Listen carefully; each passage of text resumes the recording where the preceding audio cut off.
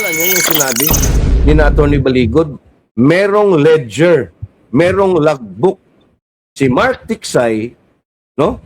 Kung saan dinitalye doon ang mga deliveries. Okay?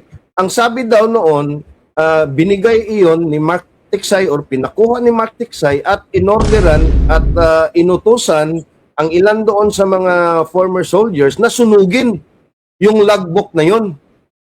Okay?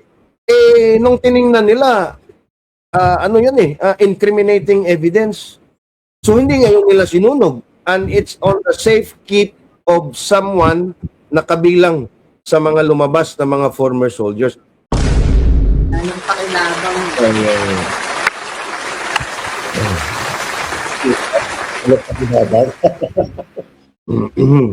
Kapapil na lang, tissue na lang, kapag walang magamit, yun ang kukunin. Ate, iba na sumutan. Wala mairolyo eh. Sabi, ito na nga lang. I'll wash it na lang later. Maganda ba umaga? Magandang umaga sa ating lahat. Maaga tayo ngayon dahil may special session at 9 a.m. ang Senate of Malacanang. Hey, good morning at mayong bungkag, sugbo og sa mga Bisaya na nandito ngayon. Grabe, no? Kahapon. Pag-usapan natin yan at special session mamaya. Oo. Magandang umaga po sa lahat. Ano bang pakiramdam natin sa naganap na Blue Ribbon turned press conferences? Ako? Si Marlon, bukas sa mukha mo yung Oo, lungkot. ang lungkot ko. Kasi yung kahapon na vlog natin, naasahan natin. Kasi alam nga natin, yun na yung huling Blue Ribbon hearing. Dapat todo di ba? Todo na to. Ang problema, napaniwala tayo na merong Blue Ribbon hearing. At umasa tayo na merong Blue Ribbon hearing. Wala nangyari. Although naging makabuluhan yung press conference, ano lang talaga, dapat meron pang mas malalim at mas matapang na paraan na naganap sana kung natuloy yung Blue Ribbon Committee hearing kapon. Kuya, your take. May ma-echo. Hangin ba yun? Parang ikaw yan, Pam, or si Marlon? Sige. Ipipid ako sana pag aircon ako. Wala na. Hindi, sa desk nanggagaling. Sa desk yan, na umaalog. Wala sa desk eh. Yung mic, umaalog yung mic. But anyway, ako, I wasn't expecting much, no? Although I thought na pupunta talaga yung mga senador, lalo na si Senador Marcoleta. Kasi nandun nga si Amy nung earlier part of the day, no? At nandun din ata si Robin pumunta doon. Dami din mga personalities, no, na napunta doon. So I was thinking na kahit hindi sila i-recognize, nandun ang mga senador, no? And in fact, we were also hoping na yung Cayetano Block ay full force sila doon sa venue, no? Kahit pakita lang, no, ng suporta. It turned out na hindi yun nangyari. Although, again,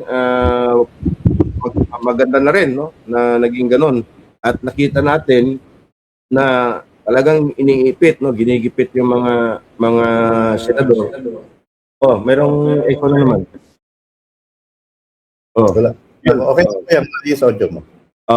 Yun. So, again, nakakadismaya, no, Marlon at Pam, kasi nga, lalong-lalo na merong 4 na sa 14 ang sumama doon at in-expose na naman this is panibagong 4 na yan, no? Na-expose yung kanilang safety, yung kanilang pamilya, identity and everything. At may mga panibagong pasabog, panibagong mga pangalan na na-mention. At napanood ko yung kay Marcoleta kagabi. Yung message niya. Oo, yung statement niya, no, na iniipit daw siya anytime this week daw, baka ilabas yung kanyang arrest warrant. Pero ang interesting doon is he failed to mention na merong scheduled for June 16. Ang mention lang niya is the next hearing should have been June 11. Pero pinadlock nga ng Senado. So ako po ay nagtataka lang din kung kanino yung June 16 na yun, sinong nag-set noon at sinong, di ba? Parang yung no offense and all due respect to Senator Marcoleta, parang it lent credence, no, doon sa allegation or doon sa mga statements ni na Erwin Tulfo at ni Win Gatchalian na walang basbasyon, hindi yun otorisado, blah blah blah and everything. So I don't know, ako din ay as much as I am disappointed, I am also very much confused, no, nalilito, Pam, ganun, mixed emotions. Isn't that Confused. their purpose? Isn't that their purpose, yung i-confuse ang mga tao? And Well, ang mga tao are no longer confused on the flood control. We've seen that, no, especially sa mga reactions at viewership sa social media. We are confused already doon sa Cayetano Block. Mhm. Yes, and saan ba sila papunta at saan ba sila patungo? For instance, no, nag-file pala ng petisyon sina Alan Peter Cayetano at yung grupo niya doon sa Supreme Court, no, for a certiorari questioning the quorum and the legitimacy of Win Gatchalian as Senate President pro tempore. Special session na ngayon eh. Pag mayroong 13 yan sila at si Joel nga ay lilipat, magiging moot na yun, no? Although pag ang Supreme Court naman ay nagdedesisyon, it will have a very profound implication on the definition of quorum for the future Senate, no? Second, Hindi niya babalikan. yeah, and then the definition of quorum din ata parang pwede rin nilang i-apply on the threshold, no? Especially on the impeachment, lalong-lalo na pag nakakulong or may kaso yung mga senador. So siguro yun na lang rin ang silver lining natin na pag nagdesisyon kaagad yung Supreme Court, because I was also surprised, no, pinahil nila I think sometime in the morning, tapos biglang after lunch lang ata, no, in a matter of a few hours uploaded kaagad yung petition ni Senator Alan Peter doon sa Senate website. So ibig sabihin the court already has taken cognizance of that petition, and hopefully they can act with utmost urgency doon sa petition na yan. Well, ako, the question that I have in my head is, bakit kinailangan yung dumulog sa Korte Suprema nung araw na dapat nandun kayo present sa mga Marines or sa mga former soldiers na yan, na alam niyo yun, ipinangako nyo rin na ipipresenta ninyo sa tao. Because ang nangyari dyan, well, lagi naman natin sinasabi, di ba, kung sino ang dudulog sa Korte Suprema, sila yung feeling na may kailangang agawin dahil inagawan sila. Wherein, ang stand natin before, kung sino yung nang-agaw, sila ang mag-justify kung bakit sila ang dapat na nararapat na leadership o faction, di ba? So, ako parang off yung timing ng pagpunta ninyo sa Korte Suprema, pero ang sabi ninyo alas 10 ng umaga, kasi hanggang alas 3 naghihintay tayo hanggang alas 3. Yung bago yung oras na yon, parang tinapos lang na mag-live si SP Cayetano, tapos dun lang nagsimula at lumabas na nagpaliwanag sila na ito ay hindi Blue Ribbon hearing. Ito ay ganito lang, ipipresenta namin, ipapakilala namin. Pero yung art card bago yung kahapon, ang nakalabas Blue Ribbon Committee hearing dito sa ganitong lugar sa EDSA. Nakaka-disappoint. Ako na-disappoint ako. Kayo ng linya ni Alfonso Rodriguez. Disappointed pero hopeful pa rin. Anyway, ang tanong ko, meron ba talaga nakatakdang hearing? Yung supposedly kahapon. Kasi dapat masagot yun ng mismong grupo ni SP Alan Cayetano and Senator Dante. Although naglabas sila ng statement kahapon, nag-live pa nga, tama sabi mo Pam, nag-live pa si SP Alan, tapos kagabi napanood ko rin yung kay Senator Dante. Pero with all due respect, boss, hindi nga napaliwanag.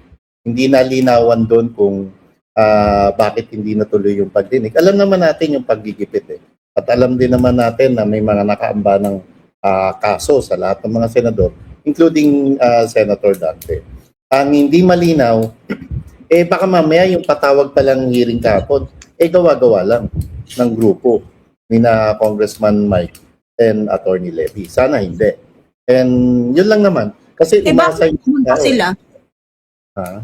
Bakit may attempt na pumunta si Amy, si Robin, kung gawa-gawa lang? Yun nga yun eh. Kaya nga, yun nga yun yung walang linaw eh. Kung bakit hindi natuloy. Ang problema pa, yung magiging epekto nito, although, tama, iba yung veracity ng pananakot sa mga ginagalang natin, nire-respeto at tinitingala nating senador. Pero, kung ganyan, na magpapasindak sa takot yung mga idol nating senador, paano pa yung mararamdaman na takot ng mga ordinaryong Pilipino na nakahandang lumaban para lamang sa katotohanan? Yun. Again, let's not dwell on that confusion and our disappointment. Let's look at this from the bigger picture, how to move forward. At tingnan natin ano na yung mga posisyon ng mga senador aligned with the Cayetano block. Kasi nga, there's some, again, no, parang kinonfirm na ata no, ni Senator Alan Peter Cayetano na lilipat na itong si Joel Villanueva mamaya. Kasi nga, 'di ba Marlon, Pam, ilang beses na nating sinabi ito na yung senyales na meron na silang numero na 13 yung pagpapatawag ni Bongbong Marcos ng special session. Kasi walang silbi pag magpapatawag ka special session, question pa rin yung quorum. Tapos question pa rin yung quorum, no? So again, let's look at it this way. May bagong leadership. Ngayon, mayroon ng bagong Blue Ribbon.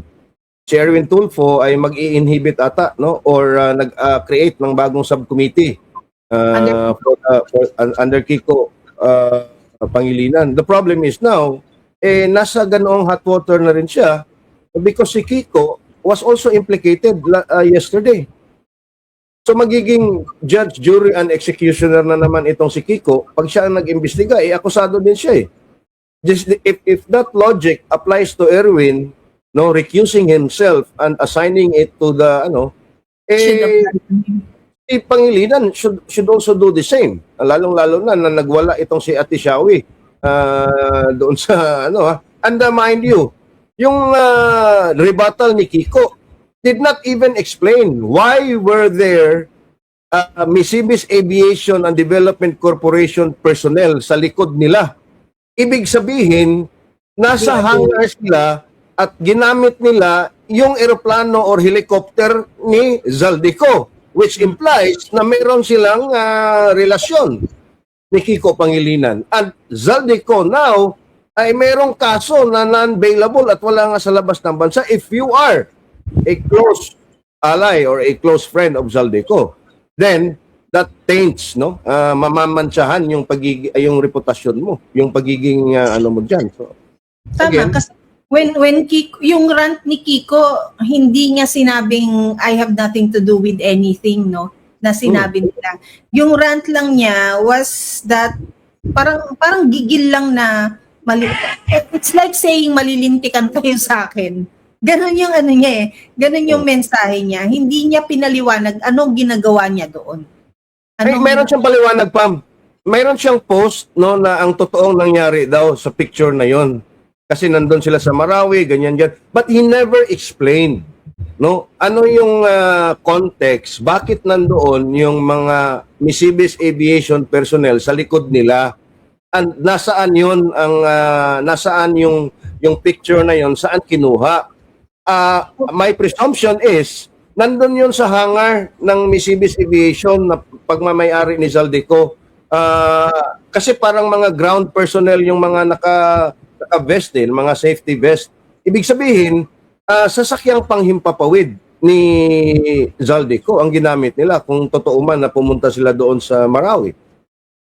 Hindi, ito, I was coming from the last part ng statement niya at dahil dinamay nyo pa ang pamilya ko, makakatikim kayo ng hindi pasaring, aligasyon o palabas na kaso sa korte. Pananagutan ninyo ang paninirang ginawa ninyo. Yun yung sinabi. Walang iya talaga tong si Kiko. Bakit dinamay ba si Shawi? Porket nandun yung litrato ni Shawi? Hindi naman pinangalanan si Shawi, di ba? Kuya, ang pagkakaintindi ko ron, yung picture na yon meron pang kasunod dyan. Kaya Senator Kiko Pangilinan, Easy ka lang dyan. More to come. Kasi ang kumuha yata ng retratong yun ay hindi bahagi dun sa 4 na lumutang. And congrats dun sa 4 na lumutang. Kudos sa inyo sa ipinakita nyong tapang kasabay ng Brave 80. More to come. Is there really more to come? Na mga ebidensya. At yun nga ang gusto ko ipunto. Ako, regardless kung sino ang magli-lead ng Blue Ribbon Committee. Kasi presiding officer lang naman sila, no? Sila lang yung kukumpas. Ang tanong, ipapatawag ba ng committee ito yung 18 kasama yung 4 o yung dapat may 12 pa? Kasi 14 pa yung susunod, di ba?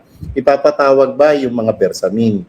Kasi pag hindi nyo pinatawag at kayo-kayo lang rin yan, wala na talagang kwenta yung pagdinig nyo. At talagang masahan natin ng taong bayan yung maayos na pagdinig na ginawa ni Senator Dante Marcoleta at SP Alan Cayetano. Because let us remember doon sa oral arguments ng Supreme Court kahapon, nanggigigil si Justice Leonin at inorderan ng Korte Suprema na mag-produce ang Office of the Solicitor General ng mga dokumento to back up the 500 million different Senate. at saka yung mga dokumento sa BICAM at sa committee hearing na yan, which is in fact tied to this flood control, having kasi si Zaldico ang Committee on Appropriations noon, si Grace po ang Senate Committee on Finance, and I think it was Mig Zubiri pa ang Senate President noon. Di ba? Oh. So ngayon, kasi kung titingnan mo, pag tinatahi-tahi mo, at if you connect the dots between the oral arguments, because that was already the fifth. And I think, kasi 2024 pa yun eh. Ang petition is about the 4 GAA. So medyo mahaba-haba pa to siguro, Pam at Marlon, kasi sa 2024 pa lang yan eh. Hindi tinatakol yung 2025, yung 2023. So ngayon, pag yan ay ikaw, nagbabasa ka, naririnig mo yung oral arguments doon, tapos yung mga revelations ni Zaldico, yung revelations ng mga sundalo, former soldiers. Lumilinya, no? Nag-aalala. Talagang the arrow will always point to Malacanang. Di ba? Yeah. Malacanang talaga. Bongbong Marcos talaga. Kasi nga, tingnan mo okay, Jinggoy, binanggit lang ng ilang beses, may kaso ka agad. Diba? Zaldico, lumabas, may kaso ka agad. Oh. Martin Romualdez, ilang Nobyembre pa, sabi ni Boyeng, may kaso na yan sa amin. Biglang lumabas si Martin, I'm not going down alone. Walang kaso hanggang ngayon si Martin. Selective. Pero kahapon may mga bagong pangalan din, especially sa side ng media, ano, na in-expose. Tapos meron din pagpapaliwanag kahapon na maaaring yung mainstream media na nagko-cover kahapon sa venue may not be the ones na naging involved sa pagtanggap o paghingi, 'di ba? Or yung na-offeran ba ng kahit sabihin nating envelope yan, may malaking pangalan na lumutang, no? Ikinagulat pa ba natin yun? Dalawa silang na-expose eh. Although may isang outfit ng radio lang naman si IZ, di ba? Hindi siya TV.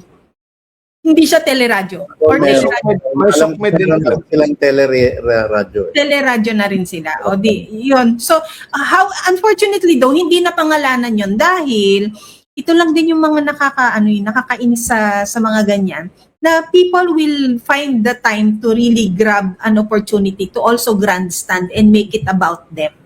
No? Kaya medyo napuputol yung mga sinasabi, nawawala sa linya, yung mga, alam mo yun, na yung coherence ng thoughts nung nagkikwento na napuputol, nawawala. Because someone will grab a microphone and just, say their piece. So, hindi na pangalanan kung sino si DWIZ. Although may malaking pangalan na lumabas na si Arnold Clavio ng GMA7 nakatanggap, at another Tulfo came, another Tulfo name, si Ramon Tulfo na tumatanggap din, no? So, I think this one is bago. Although sa kilos naman nila, makikita na natin na na meron na sila talagang, alam mo yun, dealings sa mga ganyan. Well, because these are operators probably, I don't know. But then, again, yung journalism kasi na pinagmamalaki ng mainstream media, na pinag-aralan nila, na meron silang diploma, na sila yung rightful na nagbabalita, sana, kalinya ng prinsipyo, di ba? Hindi ng maleta. So, I don't know kung nakakagulat pa, pero at least it's a new revelation na sinabi dyan sa pagdinig na yan, na Blue Ribbon turned press conference. But then, the question here is, nilaglag nga ba ang mga kaibigan nating sundalong yan na hindi napantayan ng suporta yung tapang nila? Before we answer that question, Pam, no? In all fairness, doon sa mga nandoon kahapon, yung sabi mo na may mag-grandstand, mapuputol, no? In all fairness to them, no? Yung kasi ang nangyari, kasi walang presiding officer. Kasi hindi yun formal na hearing. At nalilito yung mga organizers doon, sino bang magpipreside? I think it was Kong Mike Defensor na nag-step in, no, para igiya yung discussion doon. So, I mean, ang sa tingin ko... But do you need a presiding officer to control your mouth from saying further na you make it about yourself? You don't need a presiding officer for that. You just need to focus on the job na magtanong. Diba? Magtanong ka, you don't make it about you. Kasi may mga ganun analysis eh. Well, again, no, hindi natin sila din mabiblame, no, dahil nag-aalab na nga yung kanilang mga dibdib noon, no. Tingnan mo yung mga vloggers, no, na ilang oras na nasa ang init sa labas ng gate. Totoo yun. So again, I cannot blame them, Pam, no, Marlon, at talagang medyo mainit, lalong-lalo na hindi sila sinipot, 'di ba? And they were expecting na nandun yung mga senador, nandun, 'di ba? So I can imagine the frustration na nangyari doon kahapon. But going back to what you were saying about media, ito na yung sinasabi natin, no? At ito na yung matagal nang nating alam na corroborate lang ng mga testimonya ng mga former soldiers. At ito po ay sabi nila hindi pa ito yung patikim lang ito, no? A very, very important, Pam and Marlon, no? Yung very important piece of evidence na minention nila na hindi mo na pinakita. Naalala nyo yung sinabi ni Attorney Baligod, merong ledger, merong logbook si Mark Tiksay, no? Kung saan dinitalye doon ang mga deliveries. Okay? Ang sabi daw noon, binigay iyon ni Mark Tiksay or pinakuha ni Mark Tiksay at inorderan at inutusan ang ilan doon sa mga former soldiers na sunugin yung logbook na yon. Okay? Nung tiningnan nila, incriminating evidence. So hindi ngayon nila sinunog. And it's on the safe keep of someone na kabilang sa mga lumabas na mga former soldiers. If you remember, meron ding ganitong ledger at logbook, kumbaga, si Colonel Vizcaya, na isinupwina na ng Blue Ribbon Committee ni Panfilo Lacson at hanggang ngayon ay hindi pa niya na produce. Pero nung hinuli siya, si Curly Vizcaya, ang sabi niya, meron siyang 156 or 157 pa na mga pangalan on top of the 17 na kanyang isiniwalat na. Ibig sabihin, pag yung listahan ni Vizcaya at listahan ni Mark Tiksay at yung oral arguments doon sa Supreme Court, talagang magtutugma yan, Pam. I'm telling you, magtutugma yan. Yes, and I thought this is a revelation na, yung sinabi ni Zairen, yung pati LTO, no? Yes. Kakampi na nila si LTO ngayon na yung mga nabanggit nila mga plate numbers, dinidelete yung data. Yeah. Wala namang bago, nakakampi nila ang LTO chief kasi ang nandun si Marcos Lacanilaw. Yes. Naging Oo nga. instrumento nung ipakidnap si PRRD. Ang tanong ko yung Supreme Court, ipapatawag o marireveal sa Supreme Court itong mga ledger na to. Ang tanong ko nga agad dito, saan ba talaga asa? Anong investigasyon pa? Anong lehitimo at tunay na investigasyon pa o pagdinig ang mangyayari kung hawak na ng Marcos administration, ultimo ang Office of the Ombudsman. So itong mga ebidensyang ito, itong mga testimonyang ito ng mga bayaning sundalo, paano pa natin magagamit? Kailan, at saan? Okay. Balikan ko lang yung sinabi na patungkol doon sa LTO, no, na binura. I will not be surprised na buburahin din yung mga flight logs ng mga sasakyang panghimpapawid, mga helicopter at mga eroplano ni Saldico at ni Martin. No, dahil nga at one point, no, DOTR secretary si Vince Dizon. He was DOTR secretary nung kinidnap si Digong. DOTR under niya yung CAAP, yung Civil Aviation Authority of the Philippines. Sila yung nagbigay ng clearance para maka-take off yung eroplano isinakay si PRRD papunta sa The Hague. Meaning to say, lahat ng mga flight logs niya na minention nila mga eroplano, yung mga tail number, buburahin din yan tulad ng ginawa nila sa LTO. Now, going back to what Marlon was saying, dito na ngayon papasok, Marlon, sa tingin ko, yung People's Court. Dito na papasok yung roadshow. Dalhin nyo sa taong bayan. Ang mga marino, dalhin nyo sila. Dalhin nyo sa mga gym. Freedom Parks. Oo. Sa Rizal Park, sa Liwasan. Kuyang dagdag ko lang yung sa LTO, pwede rin tama yung mga CCTV footages na sinasabi nila na Pwede. pinangahawakan. Although sa CCTV footages na yan, I don't think that you still have a data or a copy of the years ago logs, no? Kasi 30 days yan. Matagal, Oo. 6 months Ang alam ko, 6 months Oo, pinakamatagal. tinatago, pero buburahin papatungan kung if they see naman, let's say, ang may pag-aari kasi niyan yung establishment na may-ari ng CCTV. So it's their call kung yung last night mapatungan na ng for this day, especially since wala namang nakita silang harm na na-capture ng CCTV that would affect their business or establishment. They do not owe it to the government or the people outside surrounding it na we will keep the records for you. So, hindi masyadong mapanghahawakan yung CCTV na yan. Pero tama, at scary yung sa LTO at yung mga flight logs na yan na maaaring burahin talaga. Not just the CCTV, Pam, no? And I would even argue, pati yung mga logbook doon sa entrance and exit ng mga exclusive subdivisions na yan, ng mga ano na yan, ng mga condominium units na yan.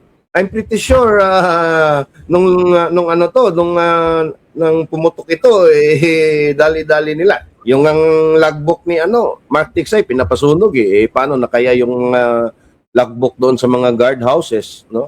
So you mean to say the security village securities can say na they were never here, we did not see them. Yung mga ganyan, no, mga denial na ganyan. Oy, merong nagsasabi nag-resign na daw si si Alan Cayetano. Oh. Tignan natin, no, let's just see if Pahiwatig na yung live niya kagabi ata yun, or kahapon, na ayaw na niya magpatawag ng SP, no? So, kung ako naman, meron na silang 13, klaro na Hindi mag-resign na ako. Diba? yeah, kasi parang ganito rin naman yung paraan na ginawa ni ni Mig Zubiri to make way for Cheese.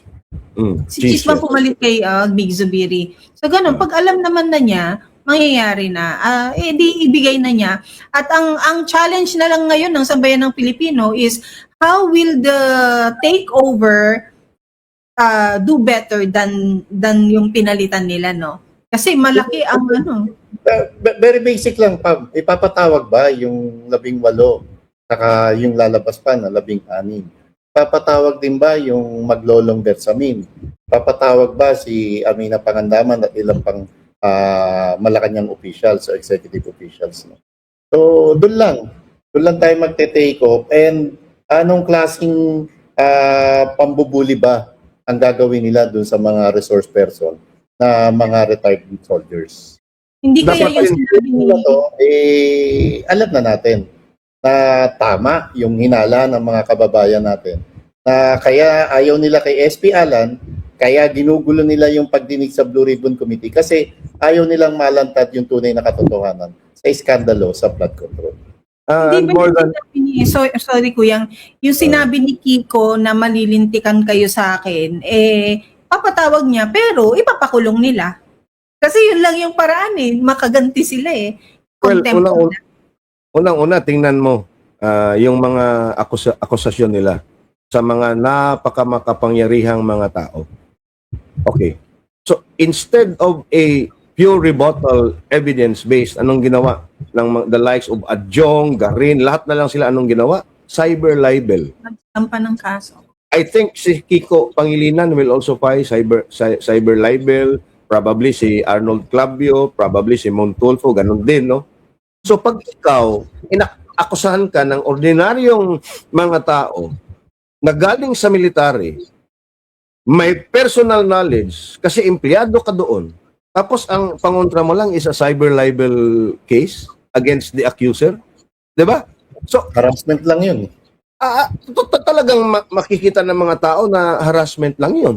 Na wala, but very, very important, Marlon at Cam, no? Na ipatawag nila. Kasi on record, yung video statement ni Martin Romualdez na hindi siya yung mastermind. Dapat ipatawag siya at ituro ni Martin at ilahad ni Martin ano ba talaga yung nangyari, ano ba talaga yung katotohanan at sino yung tinatawag niyang mastermind na implicated niya yung executive. Kasi wala daw silang legislation lang daw sila gumagawa lang daw sila ng batas gumagawa ng budget, nag-a-approve ng budget. Executive daw ang nag-i-implement, executive daw ang nag-aano ng mga pondo na yan. Patawag si Martin Romualdez at i-cross-examine siya. Ano ba yung sinabi mo noon sa video na ganito, ganyan? Diba? Lagi namang wishful thinking sa atin na ipatawag si Martin, ipatawag si Zaldi. If we focus on kung sino yung nandyan na susunod sa laki ng mga kagayang isda ng Martin Romualdez at Zaldico at Bongbong Marcos, no? Tingnan natin, sino na yung mga pumunta at nag-file ng mga cyber libel cases? Erwin, Garin, Adjong, Abante, sino pa? Ilianes, De Lima.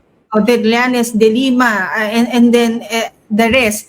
Pero, bakit yung maaaring tatlo sa pinaka-secret recipe ng korupsyon na to, bakit hindi dumudulog at lumulutang para isave yung kanilang pangalan? Amena, nabanggit na naman kahapon. Amena Pangandaman. Di ba, kung ikaw, bida-bidahan to sa budget Yung pagpapaliwanag, minsan nananapaw pa to, sinasapawan pa ni Amena si Amy Marcos as if she knows better and that no one can question her Parang ganun lagi yung ano niya si Amena. Bersamin, he knows the law at yung mga nakalagay na tsapa sa balikat niyan, hindi naman basta-bastang kung sino lang siya, di ba? Ikaw, pagka ang gusto mo linisin ang pangalan mo, dudulog ka sa korte na malinis ang kamay mo, walang bahid. Pero bakit hindi ginagawa nung maglolo o magtsuhin na yan ni Adrian at ni Lucas? Bakit si Trygive nakuha mag-resign sa DepEd? Nag-resign na siya, tama? Nakuha mag-resign sa DepEd nang hindi dumulog sa sa korte, sa kung saang korte para magsabi na may cyber libel case siyang ifa-file. Bakit lahat ng somehow we have already prejudged na guilty, sila ang nagpunta at ang layunin ng kanilang pagsasampa ng cyber libel mamerwisyo lamang. 'Di ba? Sila yung mga nasakdal, yung mga na-implicate. Alam mo, malungkot dito, Pam. Pag nagbago na talaga, tuluyang nawala na sa committee nila Senator Dante, Senator Pia yung Blue Ribbon. Tutulugan na uli nila to. Hindi nagagalaw ang baso nito. Kasi, ang idadailin nila, nakafocus na sila ngayon sa impeachment.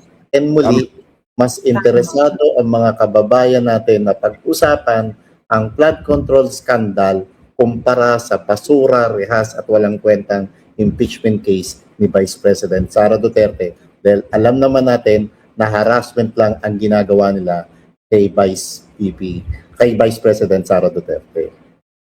Yung sa yung sa hindi sila magbibigay focus sa sa flood control, because ang sasabihin din nila siguro sa sarili nila na ay wag mo nang kasi nga tayo ang implicated diyan eh. Deadmine na lang natin, 'di ba? So magfo-focus nga sa impeachment, and itong mangyayaring special session, dapat ikatakot natin 'yan kasi anong powers na kaya nilang ibigay sa sarili nila now in terms of impeachment, because you have to remember suspended na si Jinggoy Estrada. 'Di ba? Kasi ito sumusunod na sila niyan sa due process ng baka na yan, baka ipatanggal na rin, 'di ba? Nakagaya ng ginawa nila kina Kiko Barzaga, 'di ba? Para mapunta tayo doon sa direksyon na sinasabi ni Kuyang na maging 18 na lang sila, 'di ba? Hahabulin pa si Senator Marcoleta. Oh. Kaya dapat talaga ituloy ko yung suggestion natin, no? Yung People's Court. And kahapon binanggit ito sa press con kahapon, General Focus yata ang nabanggit. Tapatan yung impeachment trial ng People's Court na gawin sa isang Freedom Park. Tapos dapat buuin ito ng tili at sinala na personalidad. Pwede si Congressman Mike, hindi pwede si Attorney Levy kasi siya ang magre-present ng mga kliyente niya, no? Si Congressman Mike pumili ng maayos, hindi yung epal. Pumili ng maayos at masala para maging credible yung inaasam natin na People's Court na ipantatapat sa impeachment trial at ipambabalandra sa pagmumuka ng Malacanang Senate na ito ang tunay na pagdinig at ito ang gusto ng mga kababayan natin na marinig at malaman. But before that, no, dapat magawa na rin ang individual affidavits, no, ng bawat isa sa mga 18 at yung panibagong 4. Kung mayroon pang maidagdag. Kayo kuya nga kahapon. Nabanggit kayo Cebu, Maisug. Yes, Maisug lawyers, no. Maisug lawyers. Kasi 'di ba, sabi ko meron na tayong mga Maisug lawyers who are part of the larger Young Lawyers Association of Cebu, no. And in fact, ito aminin ko na lang, nag-meeting sila. Attorney Levy was here. We were also there. We spent about 3 hours discussing the things that we could do to help no. And na-discuss doon na pwede na mag-volunteer yung mga lawyers ng Maisug Cebu to help the witnesses. And Attorney Levy, kahit meron siyang 6 na mga lawyers din daw, kailangan din niya kasi ang haba ng 33 months, no? And in fact, it stretches even beyond that kasi employed yung iba more than 5 years na, no? So ibig sabihin, napakarami at napakaselan ng narration, yung pag-attach ng mga ebidensya, lalo na yung mga pictures at yung mga videos, no? So napag-usapan na yung mga lawyers, meron ding mga gustong tumulong, pro bono ito, libre. So, at yun na nga, sinabi ni Attorney Levy yan kahapon. So, we are going to meet sometime next week, no? Kasi importante na bago yung People's Court na yan, ma-produce na yung mga affidavit na individual affidavits bago ma-convene yung Blue Ribbon ni Kiko Pangilinan. Andun na, isubmit sa Ombudsman, isubmit sa Blue Ribbon at ipalaganap sa social media para mabasa lahat ng salaysay, sinumpaang salaysay ng 22 na yan, mabasa ng buong mundo, mabasa ng buong madlang Pilipinas, no? At doon nila ngayon tayo na mismo, at ito na yung pang-umpisa ng People's Court, Marlon, whether it's physical sa mga gyms or whether it's on social media. Pag-uusapan yan, daming abogado, daming mga magagaling. Ito na yung People's Court na mangyayari. Tama ka, Kuyang, no? Malaking bagay yung mga volunteers Maisug lawyers. Hindi lamang sa Cebu. Kasi kanina nabanggit na nila nila Kuyang EP na kabi-kabila rin yung isinasampang kaso ng mga kongresista laban sa Brave 18. At ganun din ang gagawin nila sa mga lulutang pansundalo o iba pang testigo, no? So, sa tulong ng mga batang abogadong ito, ng mga Maisug na nakabase sa iba't ibang probinsya, sana tumulong kayo, tulungan nyo ang grupo ni Attorney Levy para kayo na mismo ang mag-represent sa mga sundalong ito sa kung saan mang probinsya na may nakasampang kaso sa kanila. Pero, watch out din, Attorney Levy, kasi baka mamaya, mapasukan kayo ng may ilang magpapanggap na kunwari kakampi, pero masabotahe lang. Yung Na mga lawyers, you mean? lawyers. So, Na iba ang hangarin, no? Oo, Kaya- kasi hindi kaya ni Attorney Levy mag-isa because hindi lang sila nakatutok sa paggawa ng mga affidavit na yan. Dahil kaliwat kanan nga yung sinampa sa kanila. Maya't maya, nandito sila sa ganitong lugar, di ba? So tama din na merong team na trusted team, natututok para ma-produce yung mga affidavit na yan. may online naman and siguro sa makakabuo naman sila ng kanilang GC. Tapos basta lahat ng mga documents, lahat ng affidavit, idadaan muna sa approval ng isang Attorney Levy pag babalik ko. Para review na lang. Lahat ng pleadings. Mm-mm. So, Tama. yun.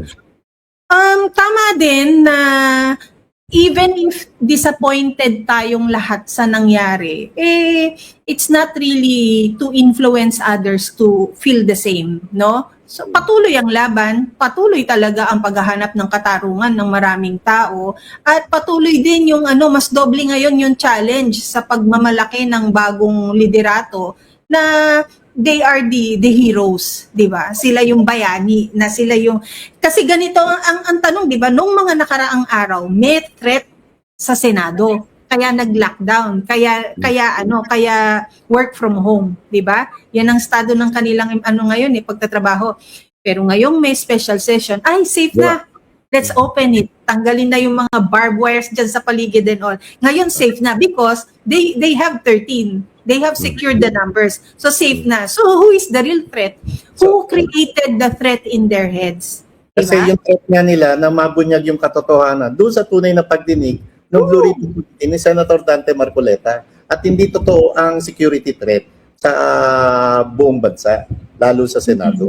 Because the real threat dito, Pam and Marlon, mga kababayan, yung threat ng 13, andyan yan at madali lang yung 13.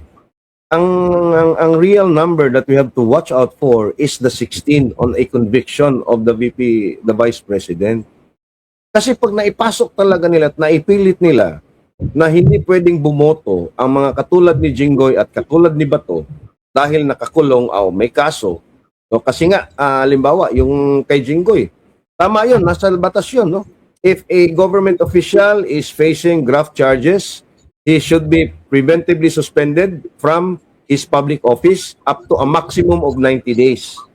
Ang purpose ng preventive suspension, para hindi niya ma-impluensya yung investigasyon patungkol doon sa opisina, no, na kanyang ino-occupy. However, yung impeachment at pagiging senator judge, no, it's sui generis ka, ang sabi nila a thing of its own, very unique. At ito po ay isang political exercise. At ang mandato ng mga senador na ibinoto dyan ay milyon-milyon. Yung suspension mo, hindi naman conviction yun . In fact, kahit may kaso ka at nakakulong ka, hindi ka pa expelled. You are still member of the Senate of the Republic of the Philippines. It will take another 2/3 for you to be expelled, just like what they did to Kiko Barsaga. Diba? Yeah. Mm-mm. So, Meron dito nagsasuggest na si Attorney Vic Rodriguez pwede din daw tumurong kay Attorney Baligod. Wala pong problema sa pagtulong. But please everyone, do know, hindi natin masyadong hina-highlight to, no, na ang law firm po ni Attorney Vic ay isa sa mga lawyers dyan sa oral argument sa Supreme Court. Sila po yung ni ni Kong Sid Ungab ang magkatuwang diyan dahil sa pag-aaral, sa tawag doon, yung mga pagre-review ng mga cases, at hindi po iisang gaalang kasi yan. research. Yung mga research, and of course yung knowledge ni Kong Sid Ungab bilang he is part of the Congress, alam niya yung budget process. Minsan po may mga nagtatanong, ba't di na kayo lumalabas? Hindi na namin kayo sorry, Marlon, wait lang, sorry, Lon. Nakikita kasi na hindi na, may mga tanong na hindi na kayo nakikita with Attorney Vic. Dahil hindi na rin po makalabas si Attorney Vic sa office or sa pagre-review ng mga yan, yung tulungan, nandyan naman yan eh. Nagtawagan naman yan, na konsultahan naman yan eh. So, but then, kanya-kanyang assignment. So, Tumagal ako si Attorney Vic sa on legal matters. Hindi lang siya maingay at hindi niya talaga hindi niya ugali. Yung mag-ingay. I-flex niya, iyabang niya. Oo, na-i-press on niya, no? Ito na lang pa, Matt Marlon, no? Ito na lang, ha? Even you, no? Kahit kayo, hindi nyo alam na nakipag-ugnayan kami at meron na kaming group of Cebu lawyers. Hindi nyo nga alam yan, eh. Yung sabi ni Attorney Baligod kahapon. Di ba? Kasi nga, Ako, alam ko yan, but it was not my story to tell. You share naman the story. well, not exactly na alam mo Yeah, ano not all. yung plano. Ang sinabi ko lang, meron kaming mga bagong lawyers, nag-oath sa maiso, ganon. Kasi hindi, tulad ni Attorney Vic, no, hindi ugali namin na mag-flex, na Correct. ano dyan, di ba? May press we on only- agad mo. we only come out pag andun na at gawa na. In fact, we were even surprised na binanggit kami ni Attorney Levy. Di ba? Kasi, we've been meeting with Attorney Levy and his wife, many times here in Cebu kasi may mga kaso din silang inaano dito. So, pero hindi namin pinopost yun. Hindi namin binibigyan. Baka ma-misinterpret na naman tayo. Shoutout at saludo po kina Attorney Torion, Attorney Jimmy Bondok sa ginagawa nila. Ibig sabihin, tama yung sabi ni Pam, may kanya-kanyang role. Assignment. Oo. May mga assigned. And mabuhay. And pati si Tatay Rani Lodivica, shoutout sa'yo. And even Attorney Jimmy Bondok, who has been bashed because of yung pronouncement niya on the death on the case of Rene Baterbonia. Pagka yung iba ay hindi nyo nakikita, it doesn't mean na wala silang ambag. Correct. Correct. Oo. Meron po. Kasi yung level ni, who's this girl? Lovely Granada? Di ba ang binabash niya si Attorney Jimmy at si Attorney Torion? Na pinost ko yung statement ni Lovely, pero I was bashed na ako daw ang nagsasabi. Mas maliit naman ho yung baba ko kay Lovely. At saka, diyan natin malalaman yung awareness ng tao sa current news, no? Yung ibabash kanila without really reading. Tapos ang judgment nasa iyo na messenger lang. But that's okay because I also want to clean my page of people na walang understanding, no? Walang comprehension. So okay lang yan, i-bash niyo ako. Pero again, with Attorney Torion, Attorney Bondok, 'di ba? Nandiyan na sila sa case ni Rene na I'm very sure pro bono, no? Tapos yung case ni Senator Bato, inilalaban pa nila 'yan, 'di ba? And we all know for a fact na bago lang din yung partnership ng legal firms ng dalawa. So hindi sila nag-i-establish ng kanilang alam mo yun, yung ng kanilang negosyo, pero ang gusto talaga nila i-extend yung tulong sa tao. And hindi nyo rin sila makikita na nagpa-press conference na kami po ang legal ni ganito ng ganyan, di ba? Yung iba kasi, konting kaso, may press conference, konting ganito. Speaking of Attorney Torion, remember, nakita natin nung araw mismo na bago ipadala sa dahig si PRRD, nakita natin kung gaano kaaligaga ang Attorney Torion para pag-asikaso sila la Attorney Vic, di ba? Nandun pa sa atin, kasama pa natin noong mga oras na yun, si Philip Salvador. Diba? And let us remember, ano ba yung Granada Lovely na yan at yung Llamas at kung sino-sino? Natandaan ko sa Love team. Bagong love team. Oh, sino ba sila kumpara sa isang Torion? Let us remember, Torion and et al. Filed the first petition for certiorari on the first impeachment of VP Sara, which was declared unconstitutional ab initio by the Supreme Court. That was a landmark case filed by Torion. Ano pa? Torion was part of the landmark case also doon sa yung ancestral domain, yung sa Bangsamoro, ano ba yun? Memorandum something. Sino ba tong si Bondok? Eto ni Jimmy Bondok. Galing Ateneo yan. Ateneo yan from elementary ata hanggang nag-law school eh. O, di ba? Valedictorian ng isang attorney Jimmy Bonto. Yes. Bata pa lang masipag na mag-aral. So, I mean, di ba? Pero again, Marlon, no? Tama kayo, no?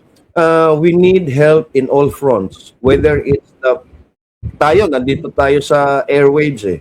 Ito din yung ating role, no? Yung ating mga kababayan na nandoon sa ground, yun din ang kanilang role.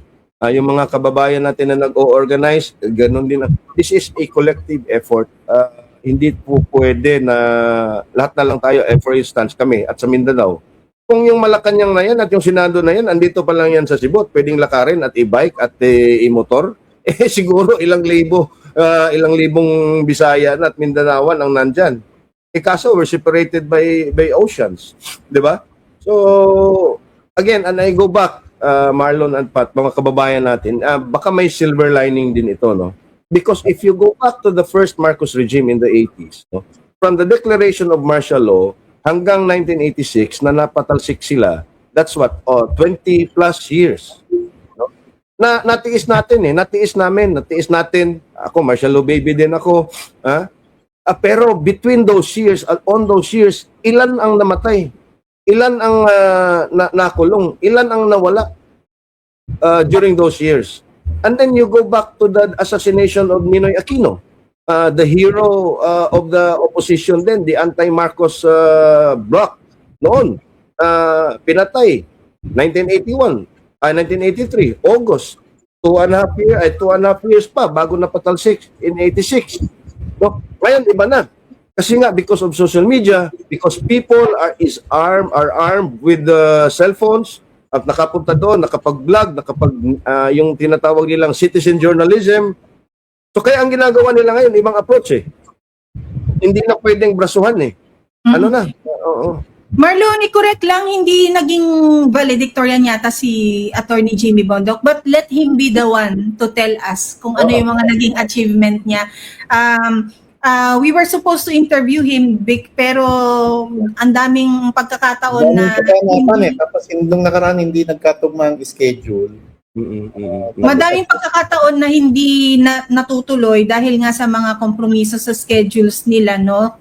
Lalo kay Senator Bato. But we're still trying though, no? We're Even still Attorney Liacon, we are trying to Kasi yun yung nire-raid, yung kapita-kapita, di ba? Sa properties. So, Senator Bato case nga. So, even Attorney Liacon na natatabunan na rin yung kaso niya na sinuspende doon sa isang organization. importante din yan, kuya. Importante din yan because it is connected again to the Supreme Court cases pending yung GAA din, no? Especially the PhilHealth and the PDIC. Kasi iba yung na-dismiss na kaso, iba yung kay Dr. Liacon. So, What about your case filing, kuya? Anong status? Actually, yung na-dismiss na kaso na yon ng ombudsman actually was our case. Hindi ko na lang muna sinabi dahil hindi pa namin na-receive yung official decision from the ombudsman. Na-receive namin kahapon, binasa namin. So we've agreed to file a motion for reconsideration on the dismissal of the ombudsman. Hopefully we can do that in the next few days at hopefully matingnan ulit, no? At probably we will coordinate with the Attorney Liacon din, no? But in any case, na-dismiss eh. So ganun talaga. Pero meron pa naman tayong MR. We're also pending yung sa defense ni Vice President Sara Duterte, but of course gusto lang din nating igalang na hindi pa sila pwedeng sumalang because hindi nga nila pwedeng pag-usapan pa yung kaso. I think we tried na maglambing ng interview sana, pero ang sabi is maybe after the pre-trial. Oy, Pam, Marlon, ito interesting, no? Kasi may report kahapon, no? Kasi nag-submit na ng trial brief yung defense team ni VP Sara nung Lunes, no? May mga sources doon na nakakuha daw ng mga informasyon sa kanilang trial brief at sinabi doon sa mga artikulo na yon na mukhang aabot sa 40 ang gustong mga testigong ipatawag ng defense team ni BP Sara. At yung prominenteng testigo doon ay walang iba kundi si Ramil Madriaga at si Sunny Trillanes.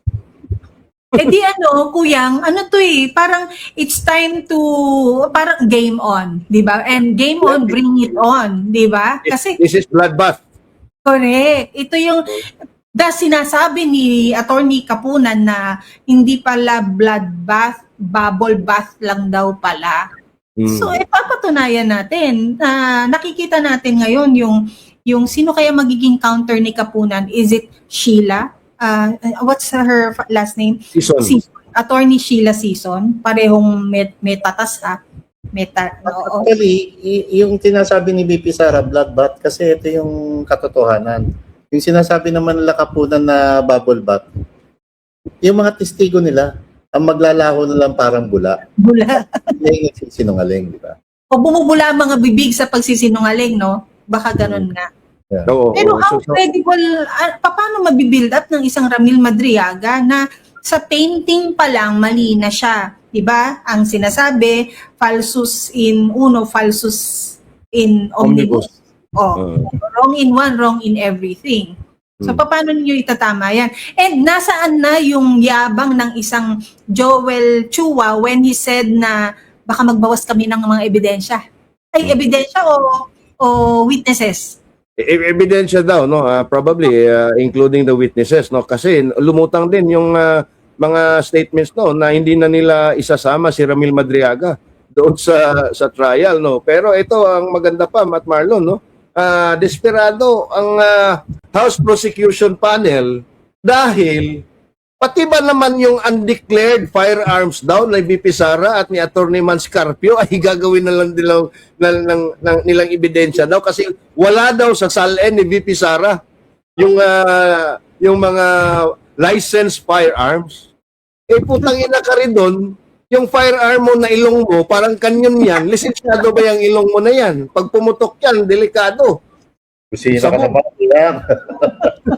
Pagbusina sa mga Pinoy ang ilong, kuyang. Moyo. Tumulis lang ng konti yung sayo eh. Yabang mo sa ilong namin. Ayun. So, ang kabayan natin kay Chanico, yung kay SP Alan, may paiwatig lang siya sa last video sa live niya kahapon na alam niya na hindi na mapapasa kanya pang yung pwesto niyang SP. So wala pa akong formality as we speak na kami nakikita na nag-resign na siya as Senate President. One thing is for sure though, Win Gatchalian's wing will win it today. They'll take over, that's for sure. But ang hanapin natin is, kung meron kayong power grab na ganyan, meron din ba kayong credibility grab na gagawin na mas patutunayan ninyo ang mga sarili ninyo? At totoo ba ang hangarin ninyo ng special session na to magtrabaho? Di ba yun yung sinabi nila, ang daming pagkukulang na dapat tutukan. Titignan natin kung magtatrabaho. Because the last time they took over, they, lang sila, nag-break. Hindi man nila tinuloy yung mga bills. Nag-resign na. Okay, given na nag-resign na. Alam naman natin na pa-out na rin si SP Alan. Kaya tama. Thank you. Will they attend today? Yun ang tanong. Are they required for us in a special session na lahat sila present? Actually, no. Kasi if they have 13, they have the official quorum already. So, Okay. Yeah. So do you expect that the APC faction, minority or majority now, minority later, will they attend or not? sabi ni Alan Peter, pupunta sila Dadalo sila Dadalo Yes. sila. At Pero bumoto yan si Alan Peter for Win Gatchalian out of respect and kasi gentleman's yan na pag napalitan ka, botohan mo yung Senate President. Because Even if it was what Tito did. That's what Tito did, no? He voted for APC. Actually, So, that's what all the other unseated Senate presidents, no, as a sign of being a gentleman and as a sign of respect to the institution, bobotohan mo yung bago na ipinalit sa iyo, no. So hopefully we can see that, and then yung mangyayari diyan sa Senado, yun na yung take off point natin at jump off point natin sa mga diskusyon natin in the next few days. Ako, hiling ko lang sana maging minority leader si Senator Dante Marcoleta. Ibigay sana kay Senator Dante or kay SP Alan, pero as angkop po si Senator Dante. Although lagi naman nagtutulungan yung dalawa. Today also we will hear kung paano magpaalam ang isang Joel Villanueva, no? or it will not matter anymore yung lipat-lipat. Nagpaalam na siya eh. Nagpaalam na eh, no? So Nagpaalam na siya titingnan nung natin. Sunday. But then the thing also, yesterday, mas nadiinan yung kay Cheese Escudero because napakita nga that there was an advance team dun sa may gate niya para sa mga deliveries na yan. And narinig natin ang hiyaw ng mga kasamahan natin sa loob ng presscon area na yan kahapon when his name was mentioned. No? Stella Kimbo. Still, namimiss mo na yan, kuyang, no? Ang Ang maganda galing rito, na nahimik, ha? Kuyang pa, ang maganda rito, no? Maganda talaga yung sinabi ni BP Sara nakaraan. Gusto niya makita na kung gaano kawalan niya si Bongbong Marcos. At eto na yung mga nakikita natin, yung panggigipit, ayan, pipilitin yung magbago ang Senate President. At sana, kay SP Win, kung talagang sayong-sayo na yan, wag niyong tulugan yung flood control scandal hearing. Ituloy yan sa kabila na may pinagkakaabalahan kayo na impeachment trial kay BP Sara. Should we be scared na may impeach si Inday at magkakaroon ng chacha? Yan ang mabigat Of course. yan. Kasi yan ang ano eh. Kinidnap na nga nila si Digong eh. Ano bang ginawa ng Pilipinas, di ba? Gumaganyan-ganyan lang, birthday dyan, tarp dyan, tarp dito. Oh. Zumba dito, zumba doon. Zumba dito, zumba doon. No? Ano ba? Ano? Yung place ng rally naging... And ang nakakatakot pa rito pati yung COMELEC chairman, no?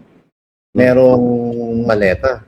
So may aasahan pa ba tayo na magiging malinis yung halalan come 2028? I do not even dwell on 2028. Oh. In fact, even Inday has been repeatedly saying that, no? Although she announced it already, meron pa ba kaya tayong 2028 sa Pilipinas? Halimbawa, pag napatalsik nila si Inday, okay? Easily they have the majority sa Congress, majority sa Senado. They can convert themselves into a constituent assembly, okay? Extend the term. Convert the government into a hybrid presidential parliamentary with a unicameral legislation.